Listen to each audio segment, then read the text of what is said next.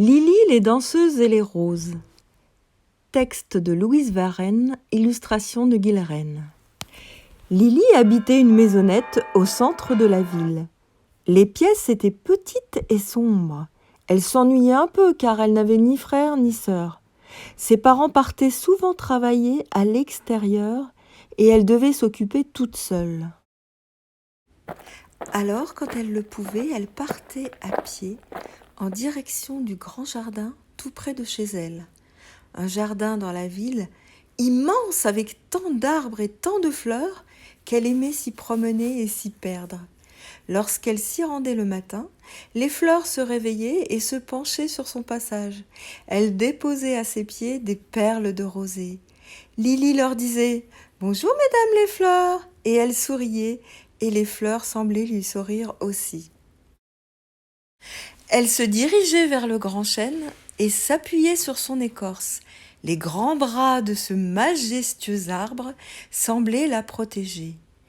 Lorsqu'elle était là, le temps ne comptait plus, les heures n'avaient plus de sens. Lily guettait les écureuils, les regardait descendre des arbres et fureter dans les allées. Elle ne faisait pas de bruit, ne voulait pas les déranger ni leur faire peur. Et puis, attirée par un papillon, elle suivait son vol et le contemplait, là, posé sur les fleurs. Mais ce qu'elle aimait par-dessus tout, c'étaient les roses. Magnifiques roses aux 1000 couleurs, aux 1000 odeurs, si changeantes tout au long de leur vie. Tout petit bouton qui doucement se révélait prenait un éclat magnifique pour ensuite perdre un peu de ses couleurs. Elles se donnaient ouvertes et laissaient choir leurs pétales en fin tapis pastel. Leur parfum enivrant pouvait être capiteux ou léger, parfois un peu anisé. Chacune avait son odeur bien à elle. Mais un jour qu'elle se promenait parmi toutes ces merveilles, il lui sembla entendre une petite voix et comme une douce musique, quelques rires aussi. Lily se fit silence et tendit l'oreille pour mieux capter les sons. Les bruits venaient d'un buisson de roses. Alors doucement, à petits pas, Lily s'approcha et ce qu'elle vit la laissa muette et figée par la surprise. Au milieu des roses, elle aperçut 2 danseuses. Elle n'en croyait pas ses yeux, resta bouche bée et voulut voir de plus près si elle ne rêvait pas. D'autres buissons de roses lui barraient le passage. Elle voulait voir plus près, mais elle se piqua sur une épine et émit un petit cri. Aussitôt les danseuses disparurent. Lily était bien triste de les avoir fait fuir. Elle resta un moment à regarder dans leur direction, mais les danseuses ne revinrent pas. Lily s'enfuit et rentra chez elle, le cœur lourd. Un peu de sang avait coulé de son bras, mais elle ne s'en souciait pas. Elle se promit de revenir le lendemain et de faire plus attention.